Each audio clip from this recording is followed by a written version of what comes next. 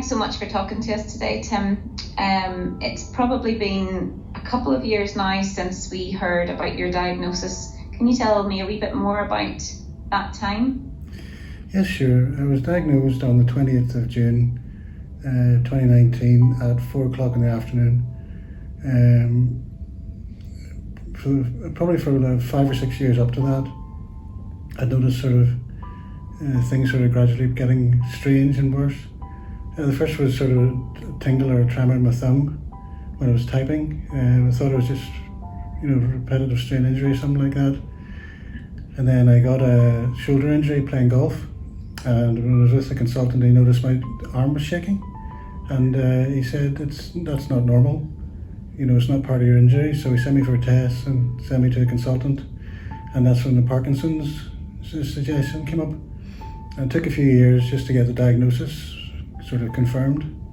So whenever I got the diagnosis, I was actually so happy, because when you sort of half know it's Parkinson's and you're fairly convinced it is, but until you get the confirmation, then you can actually draw a line under things and get a plan of attack for moving forward. So I actually came outside, and after the diagnosis, and there was a girl wanting people with Parkinson's to do clinical tests and trials at Queen, so I signed up for them. Wow. So, we got for me, it's all about being positive with what you've been dealt. So every day is different, every day is a challenge, but everybody's got a challenge, so this is just mine. Yeah, that's a great positive attitude, Tim. How did you feel the support that you received at the time was? Did you feel it was good? I really found out that Parkinson's is really underfunded and really not the best supportive illness. I've seen the Parkinson's nurse to see my GP fairly regularly, but I tend to make the appointments. The Parkinson's nurse covers most of Antrim. There's only one Parkinson's nurse doing it. I have to say Parkinson's UK do an awful lot of good work. They're very supportive. They rang me when I got my diagnosis. They send you as much information as you need about your medication and so on. So the support is there, but I think it's very important that people with Parkinson's support each other. So there's lots of help groups, and if you find a way to do certain things, or a way to help yourself, then it's important to pass that on. Mm-hmm. Yeah, do you find it helpful kind of listening to other people's personal journeys of Parkinson's?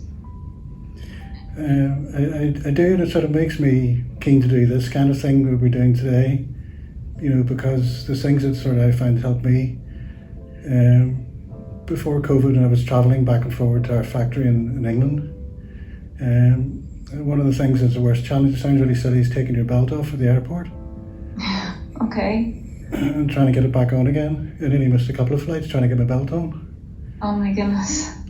So, the solution to that I found was to get a plastic belt with a plastic buckle, so you don't have to take it off. Oh wow, okay. So I spoke to Parkinson's UK about this, and now they think they sell them on their website.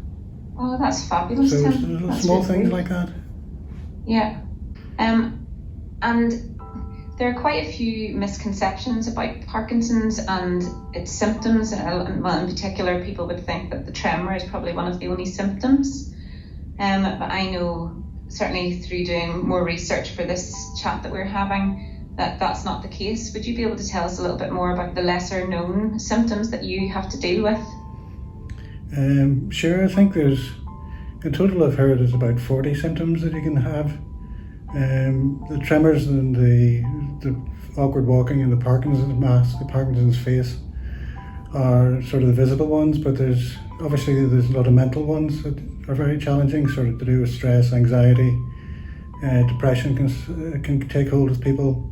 But there's other ones that, for example, you lose your sense of taste and sense of smell, which is a bit ironic because there's symptoms of COVID as well.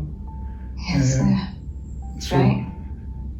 One thing is, it's a bit frustrating. It can affect your eyesight, your teeth, but it doesn't affect your hearing. So my hearing's brilliant. That's so I can hear perfectly well. You find it difficult chewing and swallowing. You generate a lot of saliva. You have to take naps quite often, so it's challenging during the day, and you do get very, very tired. So I'd love to go and go out for a meal, have a lovely steak, but I couldn't taste it, I couldn't cut it. So it's risotto for me.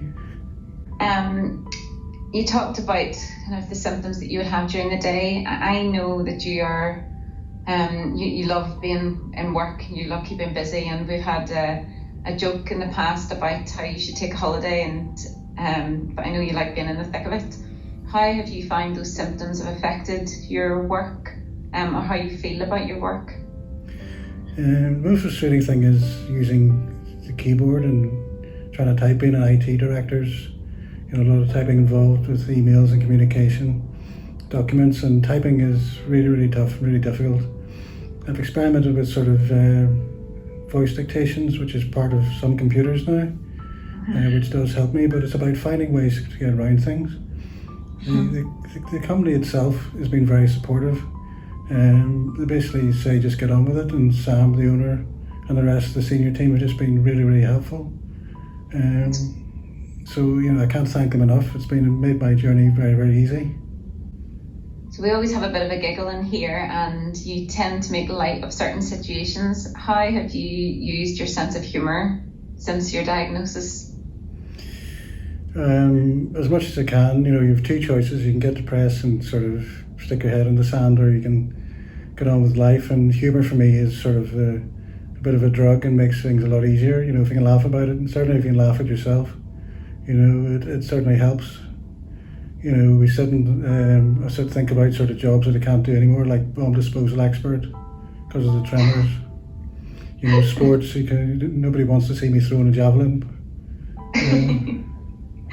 And games you can play, like that operation game where it buzzes when you try and you've got the little things. Yes. So there's things like that. And if James Bond ever wanted a martini shaken, well, he just has to give me a call, because I'm the guy to do it. Oh, that's brilliant. That's really good. So obviously we're in the middle of a pandemic, and you spoke earlier about kind of the effects that Parkinson's can have on your mental health. How have you found lockdown has affected you living with Parkinson's? I think I'm quite a determined person, and I find different projects to try and keep myself going, keep myself busy, and keep my mind occupied. I think I try to do things that challenge my tremors, because that's just the kind of person I am. I've taken up some woodworking and built myself a bench in my garage, which involves power tools, and I've still got all my fingers and toes. So that's gone quite well, It has been challenging, I love playing golf, and I'm not very good at it anymore, but I love the social side and the exercise, and I've really missed that. It's had the golf clubs out in Polisson 5 or 6 times, but hopefully we're getting to the point where we can get back in play soon. Oh, absolutely, that'd be a great day. Well, I understand that you've been vaccinated now, which is great, so hopefully that means we can get back to some sort of normality soon. I know you always have a bright idea in that creative brain of yours. Any projects coming up that you'd like to tell us about? Yes, always have new projects in work. We've got a fantastic raft of things going on. Technical side, as usual, is full. One of the most exciting ones we're doing is the Health Champions, where there's a team of us are putting together programs for SAM to do with health and well-being. So that's coming together over the next couple of months. We'll have a program in place. On a personal level, I think I just still want to continue to try and help people with the same condition I have. My experiences, I think it's important to sort of get them out there as other people have done. So I want to continue to try and do that. That sounds brilliant, Tim. I'm sure any help that you could give would be appreciated. Thanks so much for speaking to me today and for sharing your story about life with Parkinson's. I really do appreciate that. If you could give one piece of advice to someone newly diagnosed with Parkinson's, what would it be? It's often said, one of the most important things I read about Parkinson's, Parkinson's, you don't die of Parkinson's, you die with Parkinson's. Parkinson's itself won't kill you, so it's a very difficult and a very debilitating disease, and it makes every day very challenging. But the important thing is you just got to get up there and get out and challenge yourself every day and do the best you can, look after yourself. I think that's the most important thing, and always remember there's people to talk to. There's a very, very strong support group in Parkinson's UK, and you're not alone. It's a really important message. Thank you so much, Tim. You're welcome.